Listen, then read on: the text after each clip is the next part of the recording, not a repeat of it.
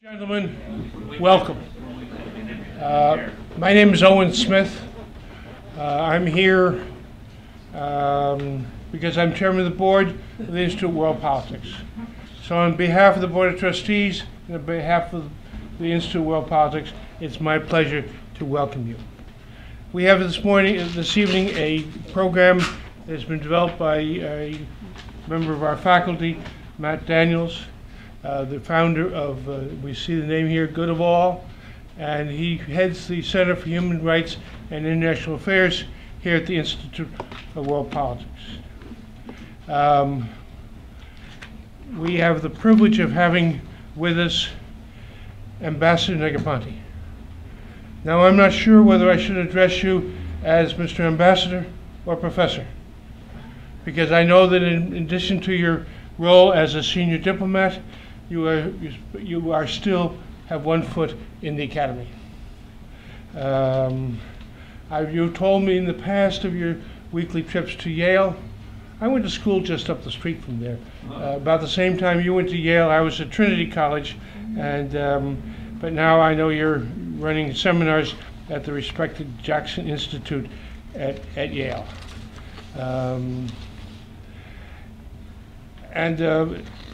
So as chairman of the Institute of World Politics, it's my privilege to welcome you here to our family. If you ever get tired of that commute, you have a home here. At the Institute, we have a unique institution that was founded by 25 years ago. In fact, we're going to have a 25-year event on the 14th of October, founded 25 years ago by John Lachowski, who's here with us also, who's the Chancellor and President right now.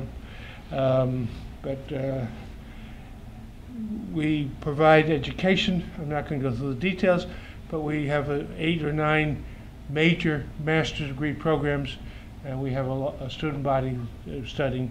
And we're producing graduates who are going into government, in the diplomatic corps, into the military, into intelligence, the various different aspects of government.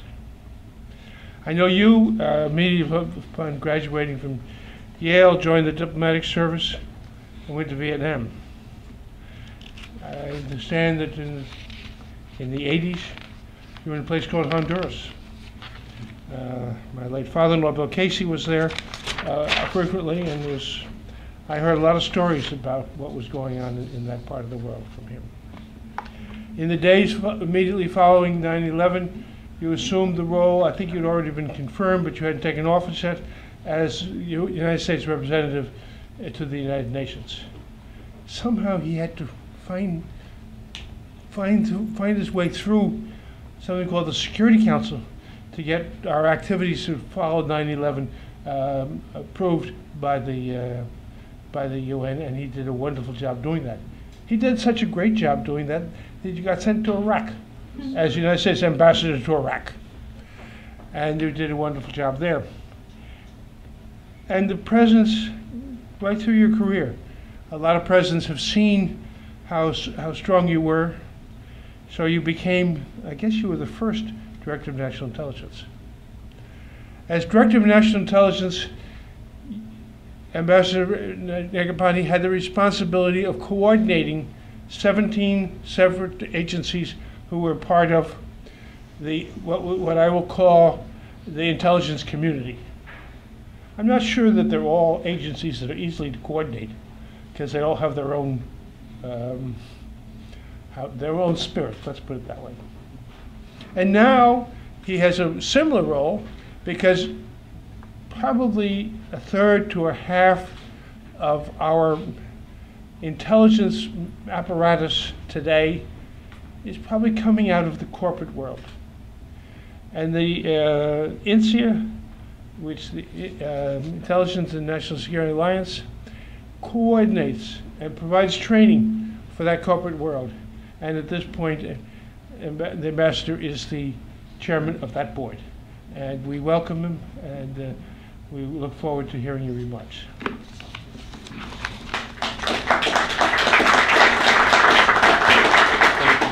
Thank you. Owen, thank you. I said Bill because I was thinking of Bill Casey. your father-in-law, whom I used to welcome to Tegucigalpa, Honduras, when I was ambassador there. So thank you, Owen Smith, very much for your kind introduction. And I want to thank also Matt Daniels for having had the idea of organizing this discussion. And so I'm going to make some remarks for maybe 20 minutes or half an hour, something like that, about diplomacy and foreign policy and national security issues, and then we're going to have a question and answer for a while, and then we'll open it up to questions from the audience as a whole. But what I wanted to say at the outset is that diplomacy is really older than the Republic. I know it's sort of self-evident given what we all know about the diplomacy that was conducted by the Founding Fathers. But it's important to recall it. That on the 8th floor of the State Department, the portrait hanging on the wall at the very end of that ceremonial hall is the portrait of Ben Franklin, who we refer to as the father of American diplomacy. And there was Adams, John Adams, there was Thomas Jefferson. These people were instrumental in gaining support for American independence. I don't think we can point to diplomatic achievements of quite such scope and magnitude as was accomplished more than 2 centuries ago. Support for our independence, the expansion of our territory thereafter, once we became a republic. I was speaking to a group of 600 lawyers this past Saturday evening down in, of all places, Boca Raton, Florida, where they were having their annual outing. And a lot of them were in the real estate department of their law firm. And I said, you guys just don't know anything about real estate deals. Think about the Louisiana Purchase, and think about the acquisition of Florida, where we're standing at this very moment, and think about Seward's Folly, the $67 million purchase of Alaska. And again, that is really quite incredible diplomacy. And likewise, the diplomacy of Abraham Lincoln in helping to save our Union when our fledgling, or not so fledgling, but our, you might say, early adulthood republic was in dire straits and in severe danger of collapsing on itself. And some pretty good diplomacy was exerted in order to avoid countries like England coming in on the side of the Confederacy when that was a real danger at that particular time. So, you know, when people start telling you that the diplomacy to look at in the 19th century is about Metternich and all those people, my answer to that is let's look at some of the diplomacy that we Americans conducted ourselves during that century. The next thing I'd like to make a few comments about is the issue of leadership, because, and I mean leadership by our country, really that period of the post-Civil War, after we averted the catastrophe of the Union being divided. And we had, by the way, a president, President Lincoln, who was really committed to the growth of the United States and very interested in our expansion westward and the construction of our transcontinental railroad and all of those things. I mean, that's what he would have been doing had there not been a civil war. That's what he really was very, very interested in. And by 1870, we had, by some reckoning, had become the largest, in terms of GDP, the largest economy in the world. And I think that's an interesting date, 1870, to have reached that status in the world's economy, because it's not beyond imagination that the country of China will become similarly perhaps the largest country by GDP, by overall GDP, within the next decade or so. This is not an impossibility whatsoever. And it took from 1870, about 40 years, really, to the advent of the First World War before we began to play a global role commensurate with our economic strength. So it just causes me to wonder at what point China will be able to convert its obvious economic strength that it has now into really effective global political action. I'm not trying to venture any prediction for you, but our own national experience suggests that this equation, if you will, the translation from economic to political power, isn't necessarily automatic, number one, and secondly, it doesn't necessarily happen right away. There are other factors that come into play. Well, in our case, it was World War I. It was Woodrow Wilson. It was the role we played in helping bring that war to an end. But regrettably, the diplomacy of Woodrow Wilson, which was very active, very proactive, in fact, he conducted, you almost might say he conducted too much of it himself. But he negotiated the Treaty of Versailles with the Allied powers, and as we all know, that treaty, first of all, Wilson didn't succeed in getting it ratified by the Senate. I think in part because he was very ill at the time, and it's just a sidebar about the presidency, but that's not a job that is very easy to conduct when you have serious health problems, and Woodrow Wilson certainly had those at the time of the Versailles debate. And as a result, without us being in the system that was negotiated, we really planted the seeds of the next war. And that brings us to Franklin Roosevelt, who succeeded in several major respects. First of all, in leading our country to building the largest economic machine that had ever been known in the history of man. I mean, just an absolutely extraordinary accomplishment to build that economy while also mobilizing some 16 million people. He pursued a grand strategy in fighting the war that was nothing short of brilliant in terms of managing to delay our own actual entry into the fighting until such time as we really were ready to go into action. And not everybody particularly likes this fact, and by making a pact with the devil, if you will, Joseph Stalin, he recognized the necessity that in order to beat Hitler, you had to align yourself with the Soviet Union, at least during the time that we were actually in the emergency of fighting against the Nazi regime.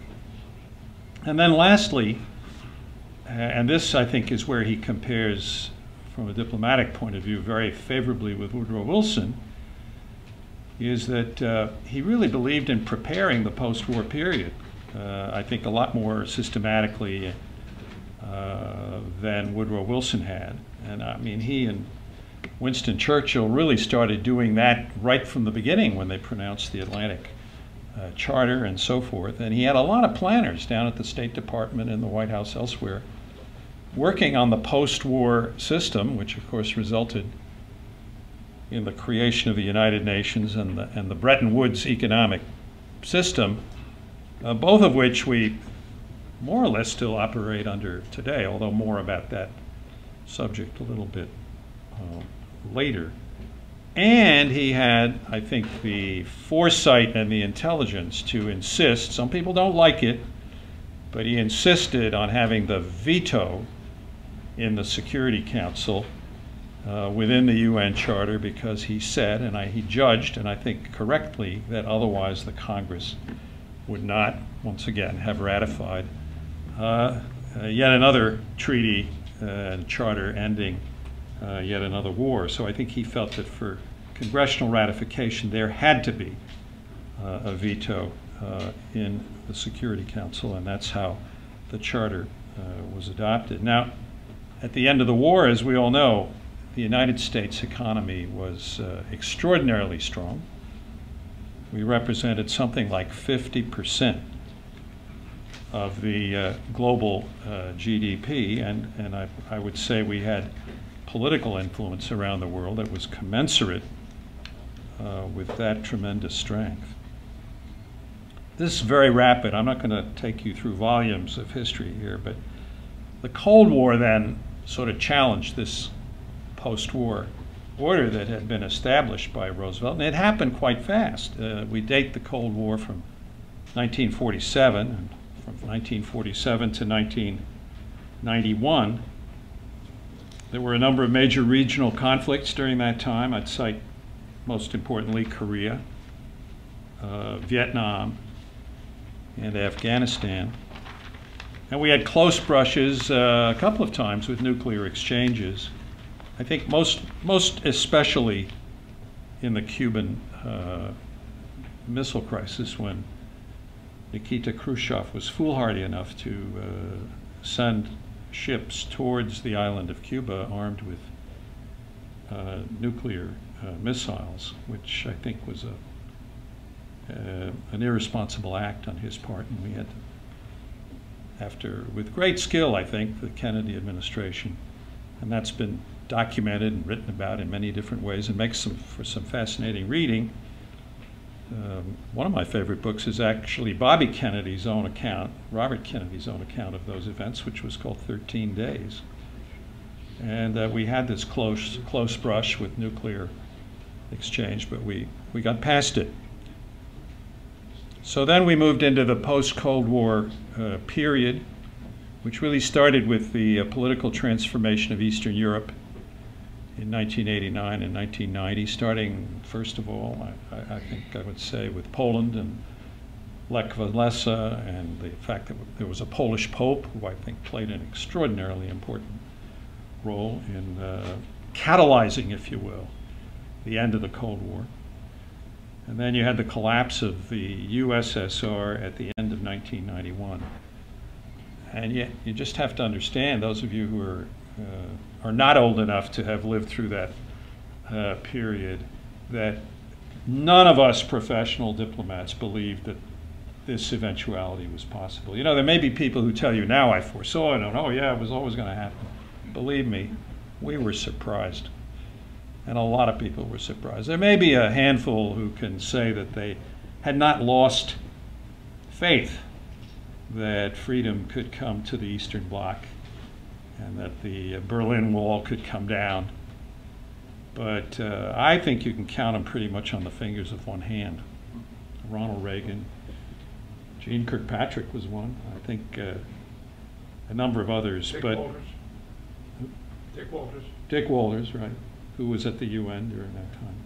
But I think you'd agree with me that they were in a minority, were they not? I mean, there were those who really just sort of were reconciled to this sort of a perpetuality of this Cold War division. But thank goodness it didn't turn out that way. And so from that day forward, we no longer viewed events around the globe through the prism, if you will, of East-West rivalry. And we went through a period in the 1990s where we thought of ourselves, and it was articulated by Madeleine Albright, as the sole remaining superpower. And the Clinton administration also exercised an option, if you will, for a peace dividend, a reduction of defense expenditures and a reduction of expenditures for national security.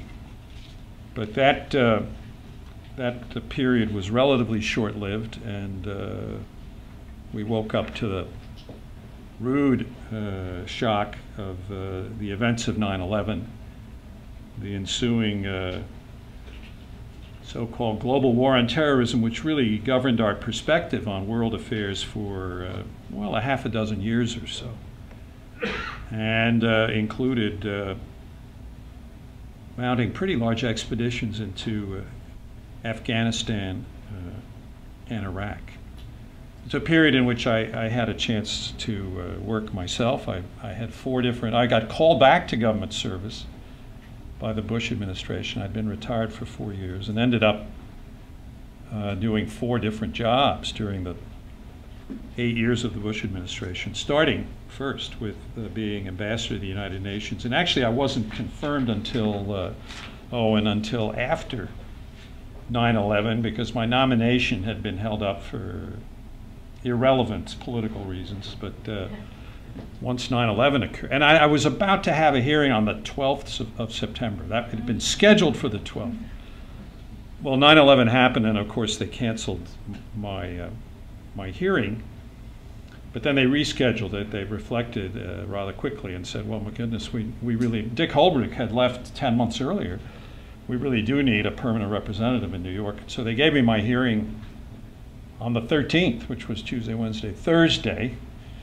And that Friday night, I was confirmed by the entire Senate by voice vote, along with a couple of 100 other people who were waiting for Senate confirmation. So from having been delayed about 6 months and having waited desperately to get a hearing, it all happened in a couple of days' time, and I made it up to New York.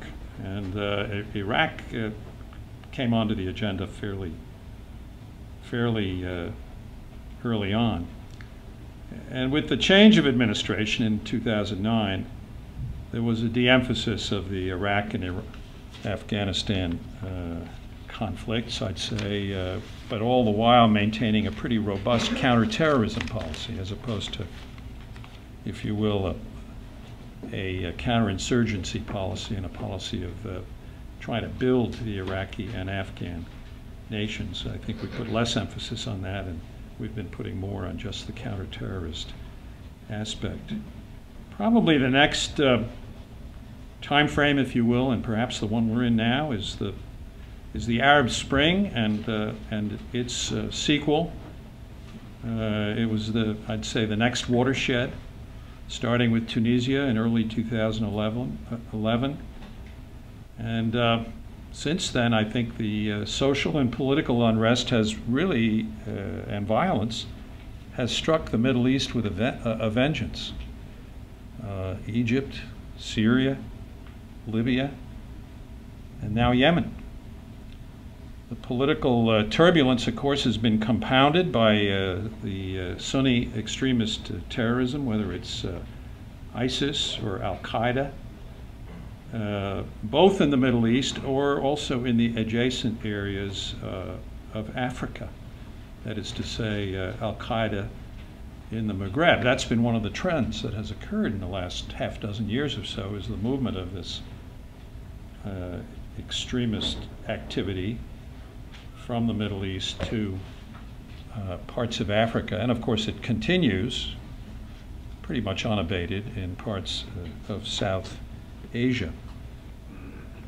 Now, while all this is going on, and this non-state actor activity that we've been experiencing, we can't neglect the fact that there are rising powers. I mean, we talked about the United States having been represented 50% of the global GDP back in 1945. Well, we don't represent that anymore today. We're maybe something more approximating 20%. And there are other important rising nations, most importantly of which, of course, is China, which after 150 years of relative weakness started to emerge from that situation back in the early 1970s. I had the opportunity to visit, to go to China with Henry Kissinger back in June of 1972, and I've been watching developments in China ever since. And I remember in 1979 when we established relations with China. I remember I was serving then. I just moved over late 79, early 80 to the East Asia Bureau, back to the East Asia Bureau. And I remember us debating about what are we going to import from this economy. We'd recognized China, we'd lifted the embargo, and we were all scratching our heads. What are we going to buy from China? Well, you know, we all sort of chuckle at that question today, because it's how can we sort of stop buying quite so much from China? seems to be one of the questions that people have. But I think the important point is that from 150 years of weakness, and I think they consider humiliation in many different kinds of situations, whether the Opium Wars or whatever example you choose to cite, the special concessions for the European powers in China. It's a country now that's come back to its own. I think if you read Dr. Kissinger's book on China, which is a very thorough history of China from a U.S. perspective, he makes the point that back in the 17th and 18th centuries, China's economy was perhaps the largest in the world. And so in a way, for them, they're going back to what they may have considered a normal situation 200 or 300 years ago, whereas I think we sometimes still have a certain amount of difficulty, both intellectually and emotionally, adjusting to the fact that China is almost a peer of ours in the economic realm, and may someday, in terms of its economic strength, surpass the United States, at least in overall terms, although obviously it's going to be a long time, if ever, before China can match our economy or many others in terms of per capita income. The other rising power, and I say rising, of course it was an important power before, but I'd cite Russia, because with the collapse of the Soviet Union that we talked about earlier, Russia went through a period in the 1990s where it was felt very weakened. It felt like we, not only us, but the West in general, treated Russia as a defeated power. They very often used that terminology when talking to us. And there was a point in the 1990s when the Russian economy, its GDP, added up to something along the level of the Netherlands. I mean, that's how weakened their economy was. And of course now, under President Putin's leadership, but also with the good fortune of greater oil discoveries and gas discoveries in Russia, and secondly, higher prices, not taking into account what's happened in recent times, but compared to the 1990s, higher prices, the Russian economy is on a stronger footing than it was, and I think you have to think of it also as a rising power. So these are countries. They're not allies, obviously. They're not part of our free trade network of countries either, but they're countries, among others, amongst the rising powers that we have to take into account as we formulate foreign policies and strategies in the years ahead. So where does this leave us today? We were a fledgling republic in the first half of in the early 19th century. We were the leader, I think, undisputed leader of the free world, pretty much through the entirety of the 20th century. So we're coming off a pretty good record, and the question is, what will be our role and what will be our place in the 21st century? I don't presume to be able to answer that question with any degree of certainty, but I think I would try to answer it with a certain degree of confidence. It seems to me that we still have a lot of things going for this society, and I want to mention one of the more intangible ones first, because I think it's really important, and that is we are very resilient, and we have a very creative and inventive and innovative economy. This is something that is the envy of just about any other country in the world. That when I teach part-time up at Yale, as Owen mentioned, and whenever we're trying to organize exchanges with another country, or even between NGOs that I'm involved with, that we're working on exchanges between students over there and over here, one of the first things people ask for, especially if they're entrepreneurs, is, well, how do I instill this sort of Silicon Valley mentality into our students? How do you teach entrepreneurship? How do you teach innovation? And I'm sure it can be taught up to a certain point, but I'm not certain that it also doesn't have to do with the very conditions in which our society operates through human freedom and the ability of everybody, the greater opportunity for people to maximize their potential. So I think that's one important factor. The second is we still are, and I'm sure will continue to be for quite a while, the strongest economy in the world, and our recovery from the financial crisis of 2008, 2009 has been as good, if not better, than any other country. And we have a military capacity that is unequaled around the world. So that even though we're now at 20% of the global economy, if you actually, I was thinking about it the other day, if you take just our allies, basically Europe, Japan, and Korea, and add the strength of their economies to ours, you're back up to that 50% I was talking about in 1945. We built those countries, helped build them, back to the situation in which they are. And so we just got a slightly different distribution of this overall wealth, but it's something that we share with friends. So I think with those kinds of friends, plus the network of free trading relationships that we have undertaken during the past 20 years, there's really no reason why we cannot continue to play a significant leadership role in world affairs. But perhaps even more important is that I think we have an obligation to do that. I don't think we can shirk our responsibilities. Having that kind of strength, both economic and military, and having the kind of history and representing the kind of values that we do, it seems to me that it's an obligation on our part to continue to strive to play a leadership role in world affairs. Can we do it alone? No, absolutely not. And we don't have that power commensurate to what we talked about at the end of World War II. But we shouldn't want to either. We're only 4 or 5% of the global population.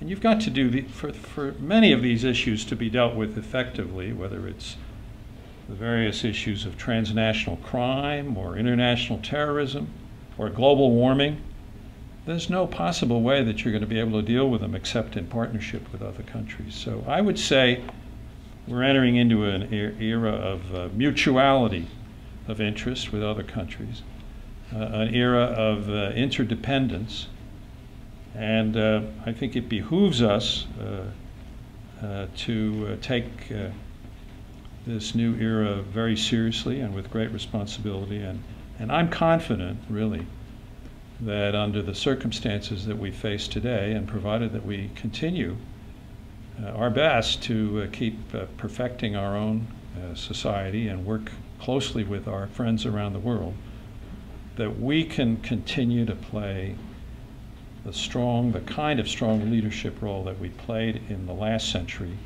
Whether we'll be the absolutely predominant power or not, I don't necessarily think so. But will we have a big part in the situation? I would say the answer is emphatically yes. So thank you for listening to me, and be happy to do some questions. Thank you.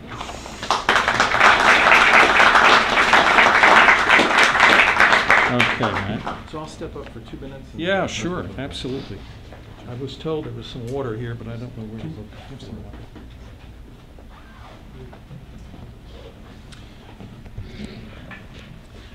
Thank you, Ambassador. Thank you, everybody who came today. I'm the founder of the Center of Human Rights and International Affairs here at IWP.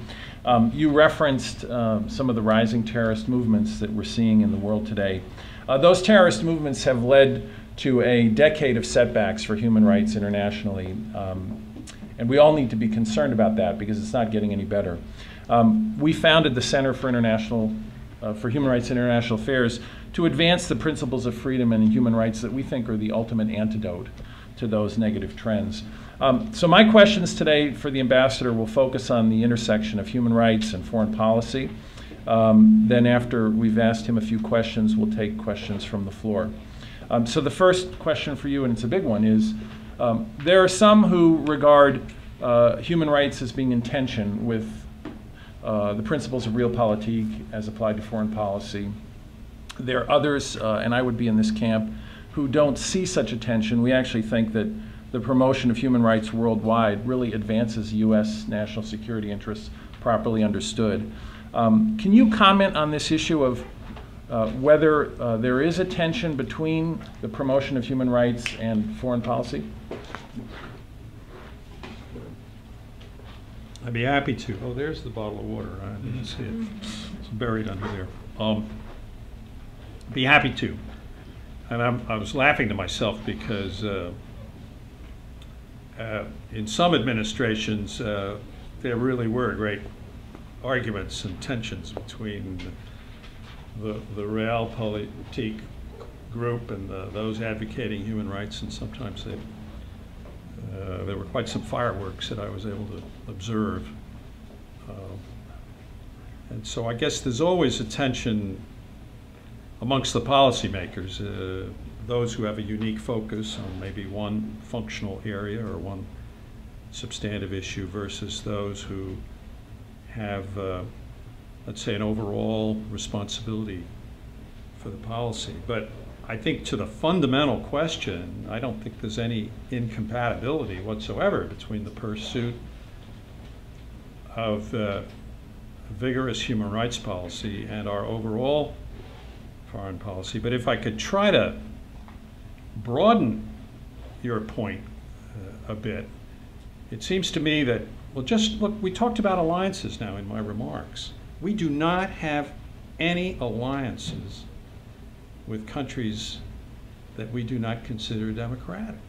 I mean, I'm talking about formal political alliances, which have treaties, which obligate us to, through our constitutional mechanisms, come to those countries' defense in the event that they get attacked. And essentially, these are alliances with democracies. There are a couple of countries that you might be able to put in the doubtful column, depending on at what point in history you're referring. For example, the Philippines, which at one point was under a dictatorship. But by and large, if you take all of Europe, you take Japan, Korea, and so forth, Australia, South Korea, these are all allied countries, and they're all democratic. And I think they've, in a way, demonstrated the truth of your proposition, because very often we came to the relationship with those countries for security reasons, but we saw the wisdom of helping, like Japan, like Germany, like South Korea, but we saw the wisdom of helping them develop democratic countries that respect human rights. I think where things get a little bit complicated, it's in the tactics, the day-to-day tactics of our foreign policy. And there you will sometimes find some pretty serious disagreements, not only in the State Department, but around this town and maybe around our country, which is, for example,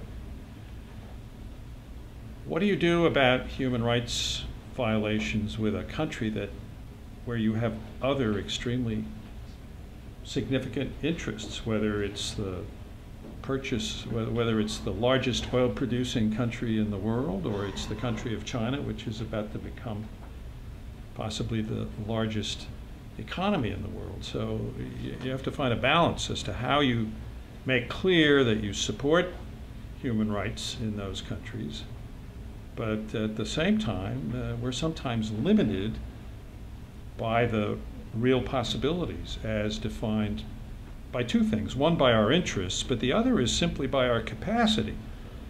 We've learned that just because you overthrow an unpopular government, that doesn't necessarily mean a democratic country is automatically going to sprout up. And we've further learned that the chaos that can sometimes be created by the fact of having overthrown or helped overthrow that government is suddenly beyond our material capacity to be of assistance. I mean, the Iraq War and the Afghanistan War cost hundreds of millions, if not trillions of dollars, and I don't think we want to see that experience replicated in Syria.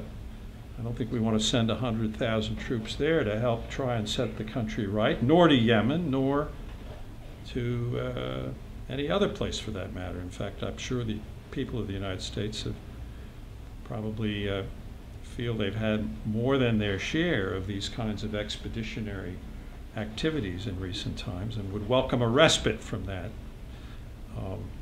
So again, I think it's a balancing act, but the overall goal ought to be definitely to continue to promote human rights, but with a view to helping nurture democracy around the world.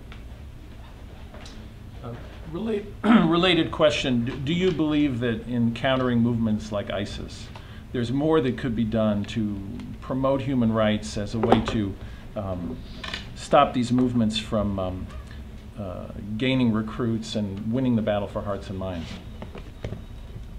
So I guess you're asking about whether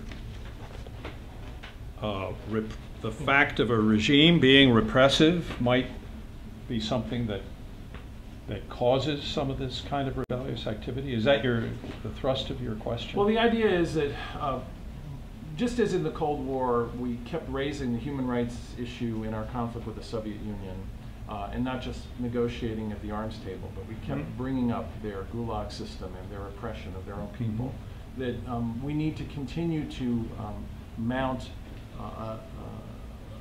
an educational effort around the importance of human rights, even in these parts of the world where...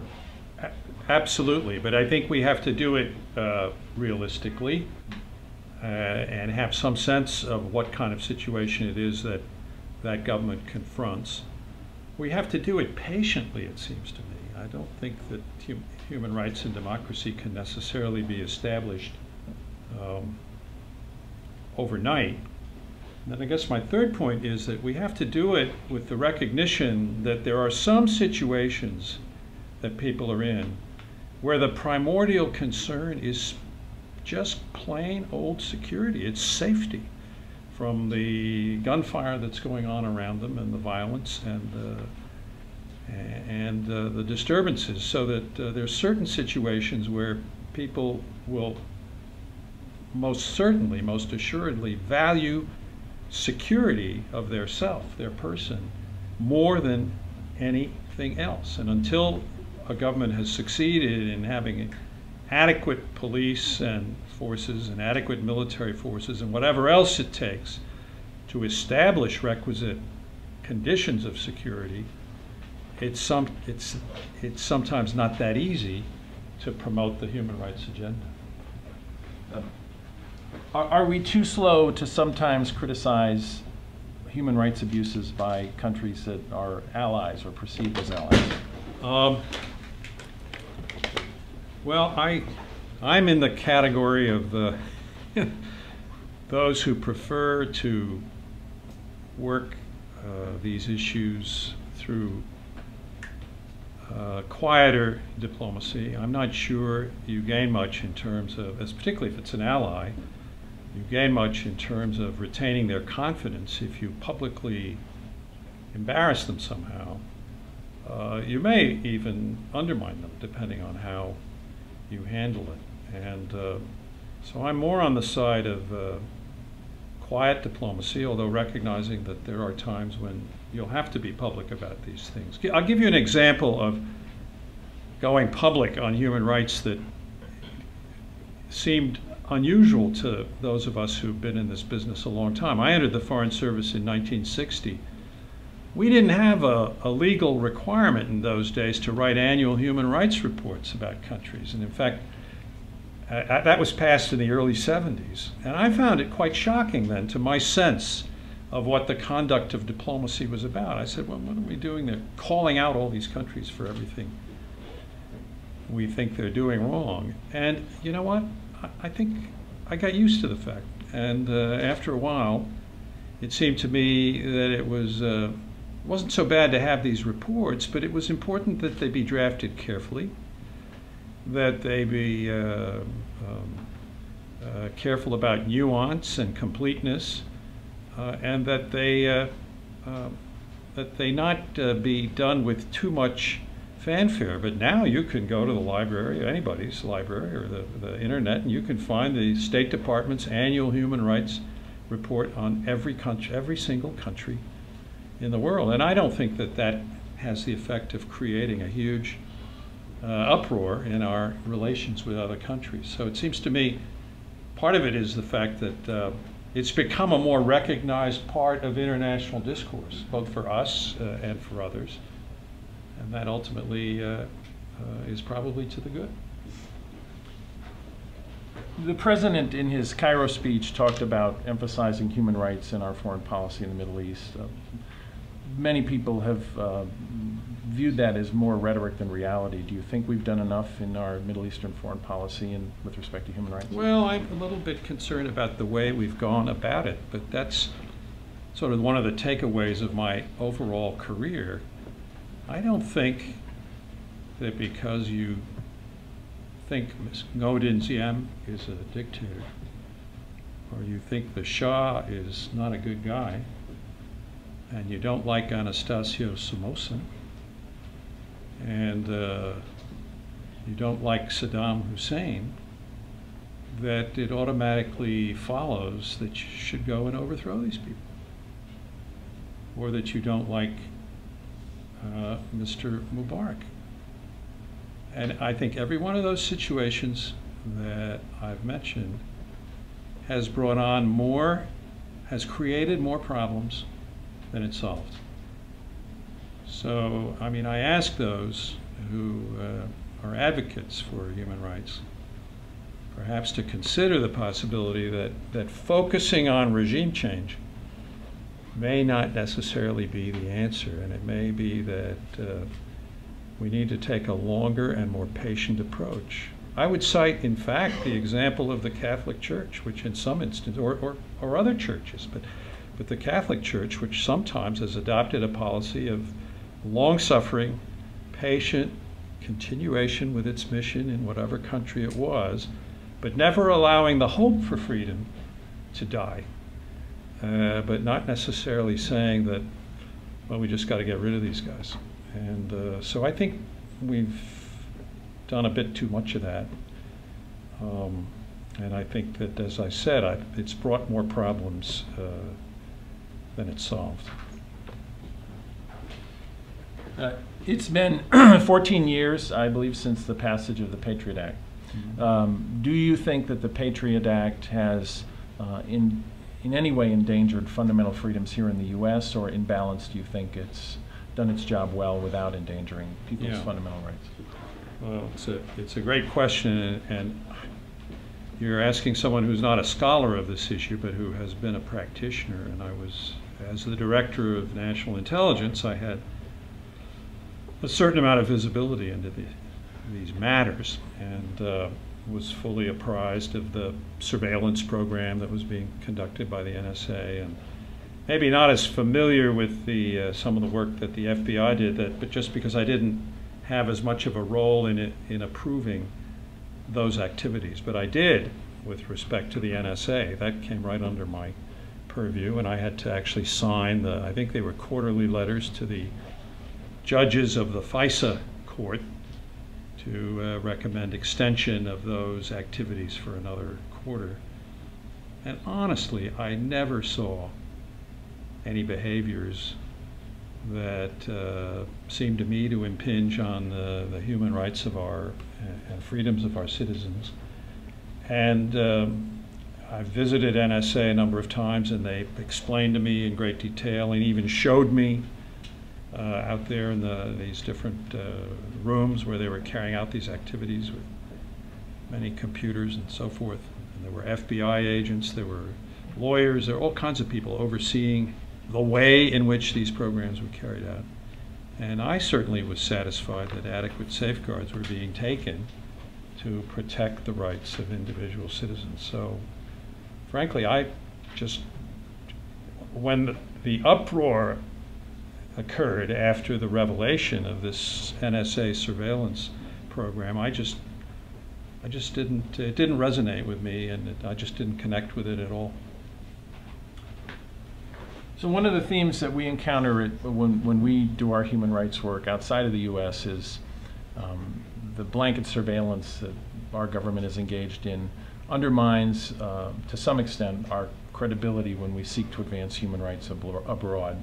I mean, do you feel like there has been too much in the way of blanket surveillance, that it perhaps should have been more targeted or more carefully focused on people who are actual suspects? Well, first of all, I mean, you're making some assumptions there that I'm not fully qualified anymore to comment on. I guess I probably wouldn't anyway, even if I knew what the current situation was. But I think you should assume, I think it's fair to assume that, you know, we have collection priorities, and we know what we want to collect against, and these are targets of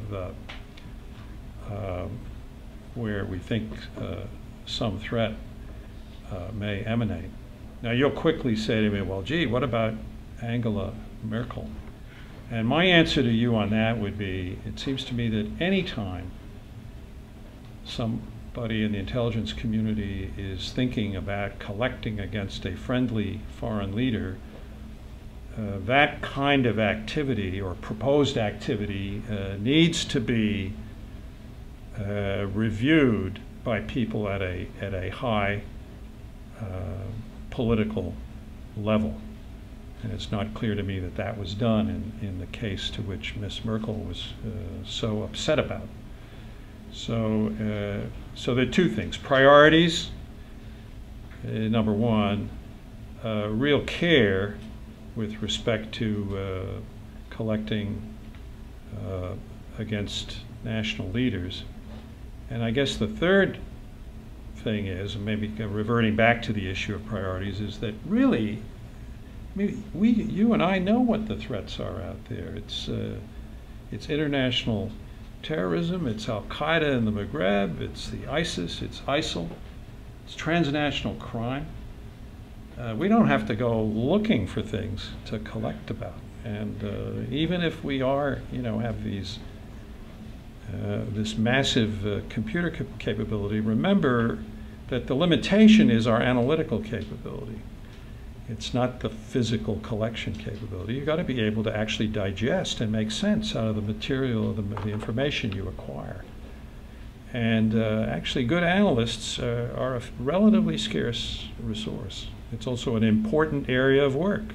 I hope some of you will become analysts in the future. It's probably the most important part of intelligence is the analytic function, and we need to have an analytically driven approach to intelligence. Last question.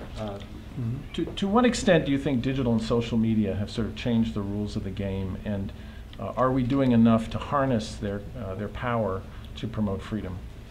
You're going to have to ask somebody 50 years younger than me. I don't really know. Everybody says it has, and I'm sure that's true, but I haven't really been able to fully understand it myself, except to understand what we all know, which is the speed with which everything moves around and the speed with which events and reactions to events. I think that's the point we're all marvel at, is the way the reaction interaction part of this just happens so quickly today. Peter Hickman and I were in Vietnam together more than 50 years ago, and so I was a political reporting officer. I'd go out to the field for a week.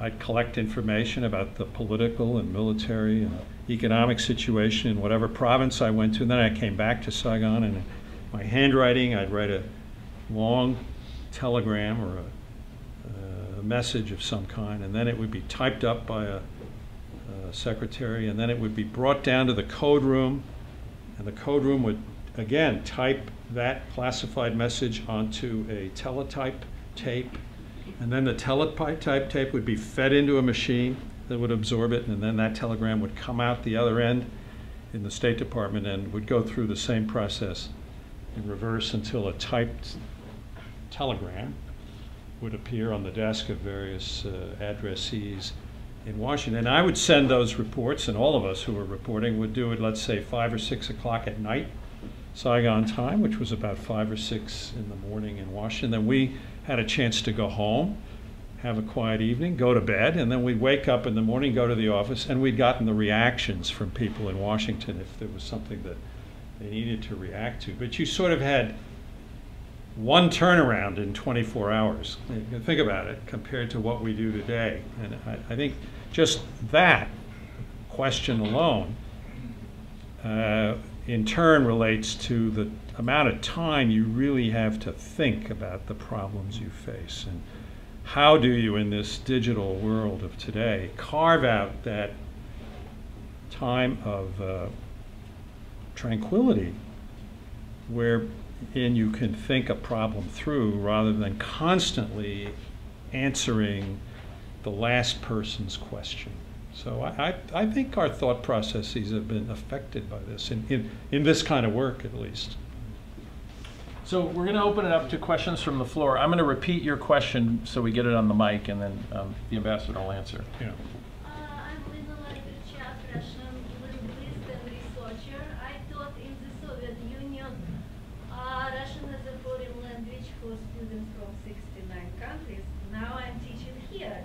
My question to you, of course, connected with the Victory Day, May 9th. What is the nature of American hate toward the Russian event, and what's your view from diplomatic point of view? So this was a question about American-Russian relations and the May 9th anniversary. And you said something about the United States. You know, Victory About Day the hate. is Yes, no, I understand. I understand. Well, I mean, I don't know whether it was a particularly deliberate act by our government. We, as I was saying earlier, we made a huge, I mean, Russia was an ally during the war. I think every conversation. Enjoy. Yeah, I understand. It was a huge victory. What happened? I don't know. I'm not in the government anymore, and I honestly don't know what went into those decisions. I think you're saying, why didn't we participate in that May 9th activities, right? It is used with hate. Well, I don't think it's hate. I really don't. I don't think it's hate. And I think America appreciates, and I remember hearing that many, many times, even during the Cold War when we had meetings with Russians, that we understand the losses that Russia experienced during World War II. But things went in a different direction in 1947, but I think the opportunities for the two countries to get along in the future are still there. I think we're going through difficult times right now because of what happened in the Ukraine. I think that's problematic, but I don't think we should rule out the hope and the possibility of better relations between Russia and the United States in the future. I don't think it serves either side's interests for the two countries to be antagonistic for a prolonged period of time. One of the problems, I believe, which gives rise to some of the issues between the United States and Russia is that other than natural gas and oil, there are not many economic factors that link the Russian economy with the rest of the world. I think the level of trade between the United States and Russia is something like $40 or $45 billion a year. With China, it's $500 billion. So our engagement and our integration with the Chinese economy is much greater. It's 10 times greater than it is with Russia. I think we need more of that kind of engagement in order for us to develop a greater stake in each other's well-being. Next question? Yeah. Yes, my name is Ed Fox, a former government official. Had the pleasure of working with the ambassador in the past. You've outlined a whole series of challenges, but there's one that's sort of right in the face at the moment. In fact, the Congress is dealing with it, and that's the subject of what to do with Iran and its nuclear ambitions. Could you perhaps, you've had several jobs in that area. Perhaps you could give us your insights as to how we might look at this and what recommendations you might make for a country. Right. So this was a question for the purposes of the mic on Iran and the nuclear situation there. Right. Yeah, how did I get away with not mentioning that?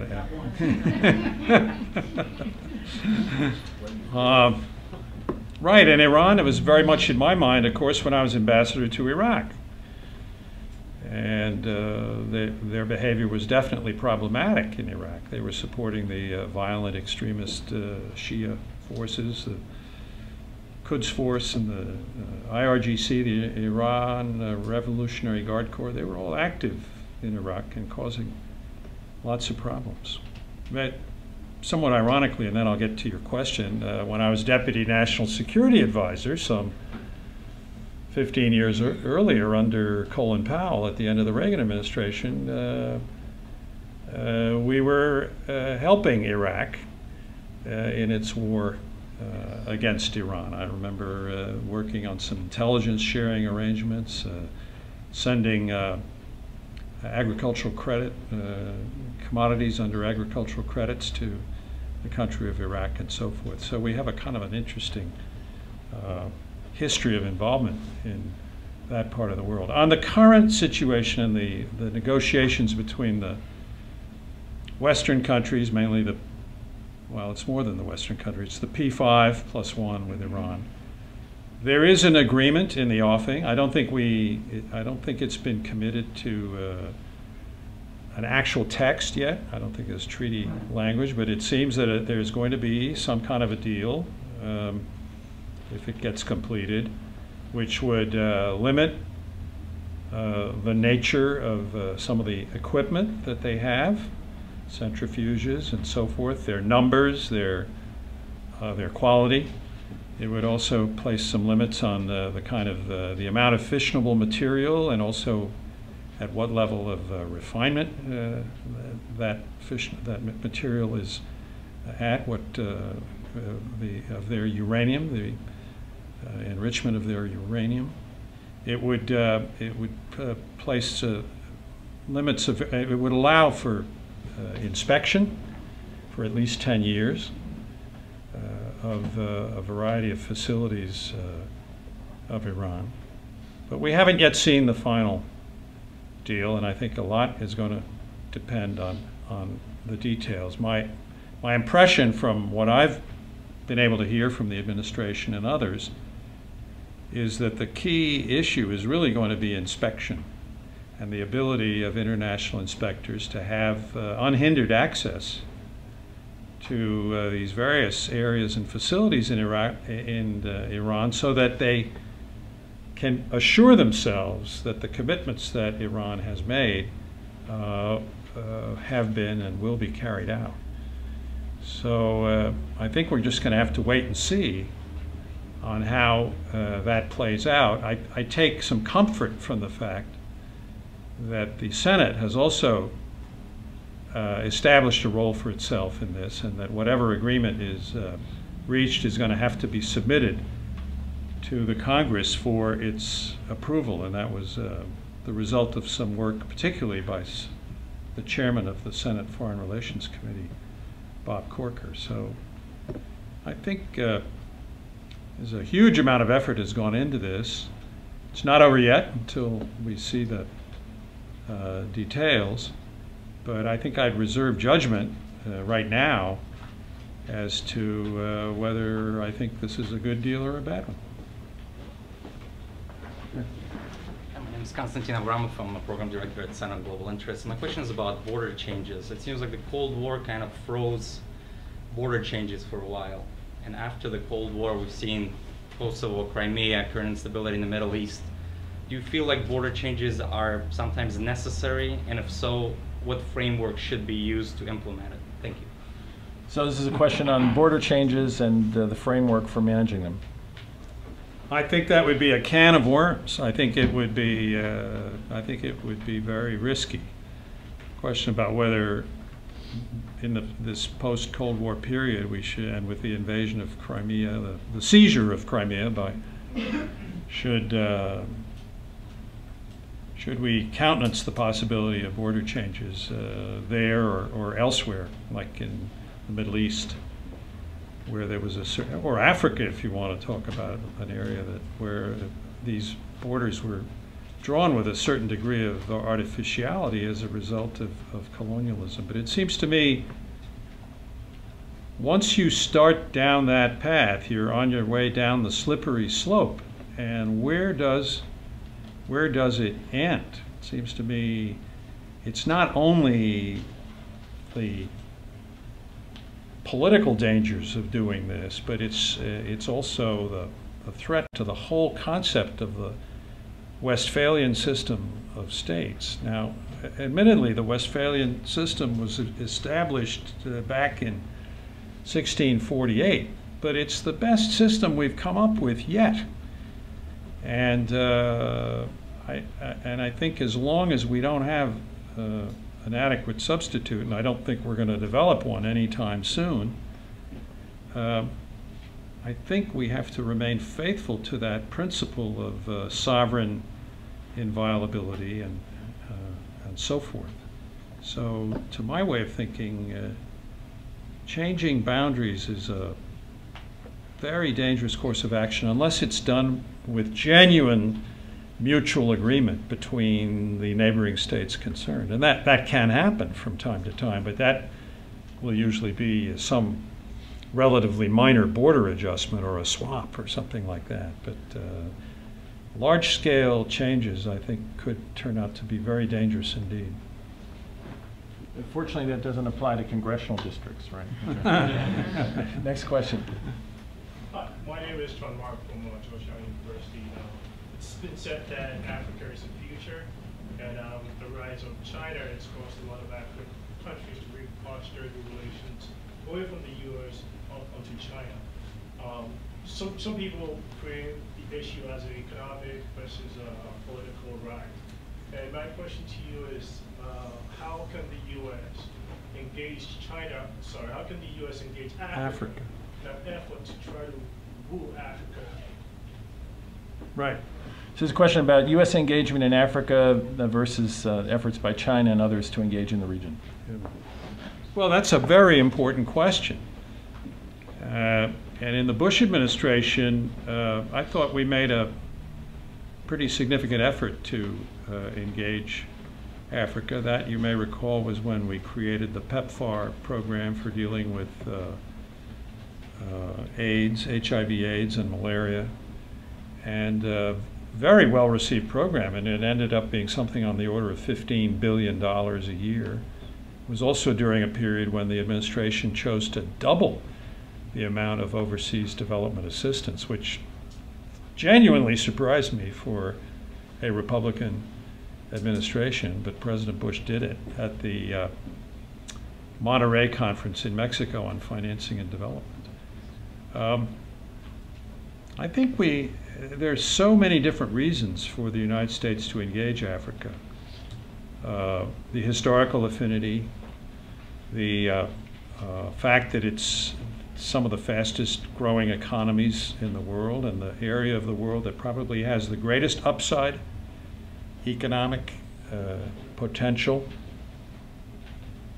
and many other considerations. So, and I think the administration's done quite a bit. We had the Conference of African Leaders with President Obama last year. We've had Power Africa and various other initiatives designed to help Africa come to grips and deal with some of the vast infrastructure issues that they confront. And of course, importantly, you've got to get the American private sector interested. And some of it is, I mean, the infrastructure part, the engineering companies, the countries that produce, the companies that manufacture turbines and things like that. They're very interested in Africa. We need to get others interested in it as well. Walmart has gone into Africa. They acquired a group of South African stores a few years ago to use as a platform to spread into the rest of Africa. So I think you're seeing it happen. I think it just needs to happen faster. China, I don't begrudge them making investments they want to make wherever they wish to in the world. Their policy tends to be more one of investing to assure access to particular natural resources. I'm not sure their approach is as holistic as ours, but I think there's plenty of room for investment from many different countries in this big continent of Africa. Next question, in the back. This was terrific, Mr. Ambassador. Thank you very much for coming. I'm also a State Department employee for most of my adult career. I'm kind of curious what your thoughts are. At the end of your talk, you discussed how you're optimistic about our future and what opportunities are maybe ahead of us. I'm curious if you've got any thoughts on negative trend lines that are concerning to you, not necessarily in terms of conflicts that we're already seeing, but trends in world affairs that you think may pose problems down in the future, and also perhaps trends in how we're conducting foreign policy that may be concerning to you down the line. So this is a question about negative trends that may adversely impact our foreign policy in the future. Well, we talked a little bit about transnational threats, right?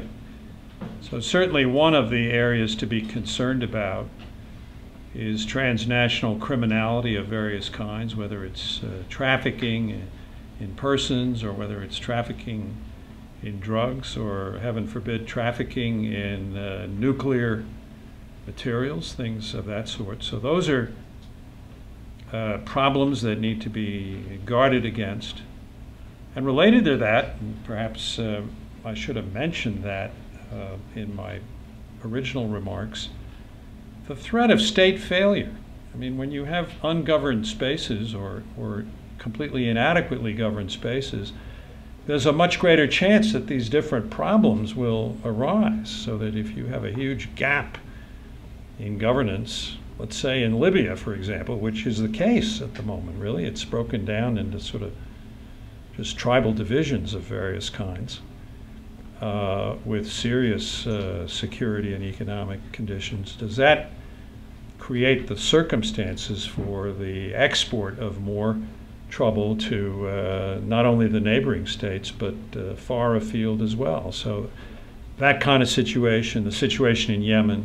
So state failure, I think, Afghanistan in the 1990s and right through 9/11, that permitted Mr. bin Laden to develop the capabilities he had, that needs to be guarded against.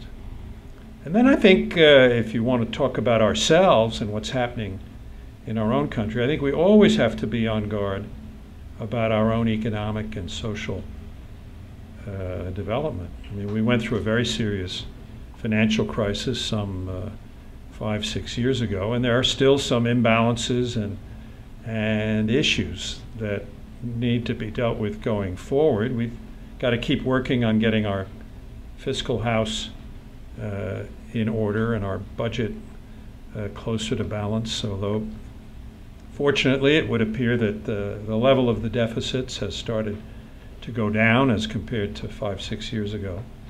And obviously the events in Baltimore of recent days remind us that we still have some very serious social and economic conditions here at home that we need to deal with. And I think if we can deal with those successfully, that just makes us that much of a better country and a stronger country to deal with issues that arise in the rest of the world. It's been very distressing to see what's happened in Baltimore in recent days. And for somebody who was here in Washington in March of 1968, it brings back sort of the bad memories of that period in the wake of the assassination of Martin Luther King. Next question. My name is Mike Weber. Just a quick question about the resources we seem to put towards diplomacy versus the resources we like to add to our military. The trend has been over the years, even though diplomacy has helped us, the trend has been, there's a hammer left here. If I'm a hammer, I want to nail something down. And so our trend, we've tried to use our military power rather than diplomacy too often, I think. So my question to you just is about the proper resource, how do we strike a balance between using diplomacy versus too quickly deciding that using our military assets is the way to go? So this is a question about diplomacy as a strategy as opposed to an over-reliance on military power. What do you do? Are you a student? No, or? I graduated in 2012. Oh, okay. I was going to say I look forward to your paper on this subject, but I guess it's too it's too late to ask you to do that. It's a very good question. It's an excellent question, and I mean, sometimes it gets a little bit oversimplified. You know, one of my colleagues used to like to point out that there are more bands, music bands, right, in the U.S. military than there are officers in the United States Foreign Service. But I mean, I wouldn't want to deprive our Army, Navy, Air Force, and Marines of their bands and their musical capabilities. And it's probably not a fair, an apt comparison, because if you have a battalion or a division, you're talking about hundreds, if not thousands of people, many of whom are doing, have very similar functions, and it relates to warfare, and that's a completely different situation than diplomacy. But are our priorities out of whack? The defense budget, the Defense Department budget is what, roughly, let's rough numbers, back of the envelope stuff, 500, 600 billion a year.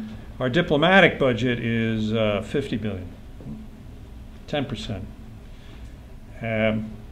Is that the right proportion or not? That's what you got to ask yourself. And I guess my answer to that is, and I'm being sincere here, $50 billion is a lot of money. You ought to be able to do something with that. So, I mean, I'd rather just focus on getting good performance out of our diplomats than worry about, be envious of the agency next door. And besides, they do have, I think, substantially different responsibility. We need small numbers but highly trained and experienced people. I mean, when you think about the heroes of our profession, the Charles Boland or people from that era after World War II, George F. Kennan. I mean, these were individuals whose careers were very assiduously cultivated, and they studied Russian, and they had critical assignments, and they were advisors to Roosevelt and Atchison and George Marshall. We didn't create these people by the hundreds. They were created by the dozens.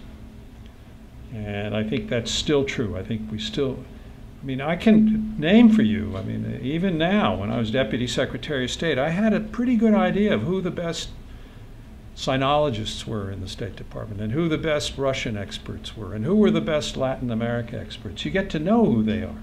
And you get to know it in the intelligence community, too. You get to know who the best analysts are.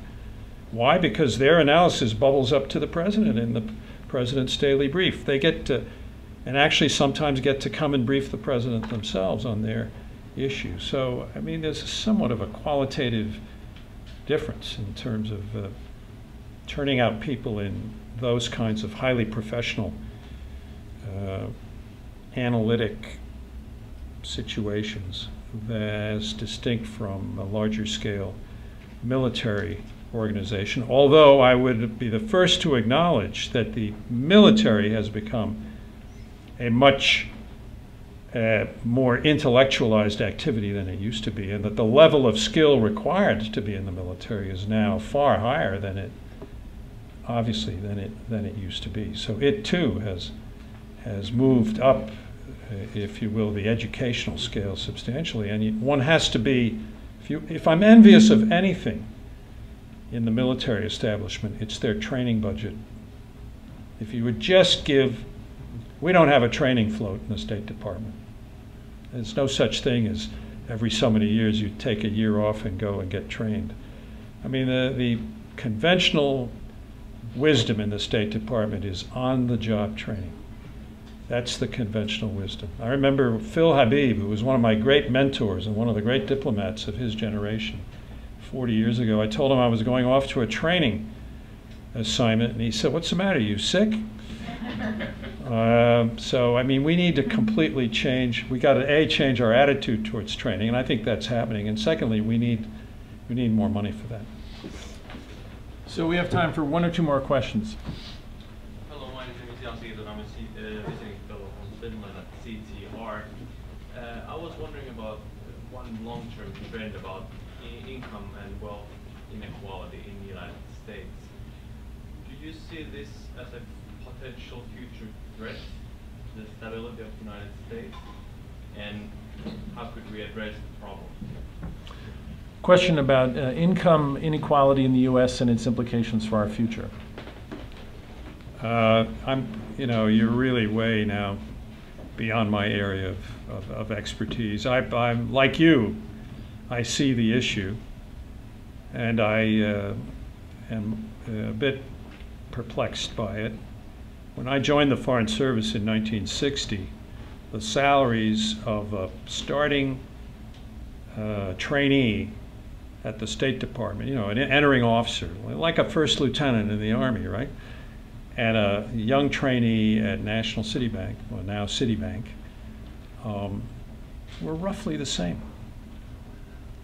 Everybody, I started out at $5,280 a year or something in 1960, and that was not that different than what people starting in the private sector earned. The discrepancies today are huge, even at the beginning, not to mention where they go from there. But a business school graduate or a law school graduate basically starts out, if they go to Wall Street or something like that, with the same salary that an ambassador ends up with. So there's something wrong with that. And it makes you wonder whether you can, retain the kind of talent you want to retain in some of these professions if there are such discrepancies. But I think I'm going to have to leave that one for somebody else to answer on what you do about it. Final question? Anyone?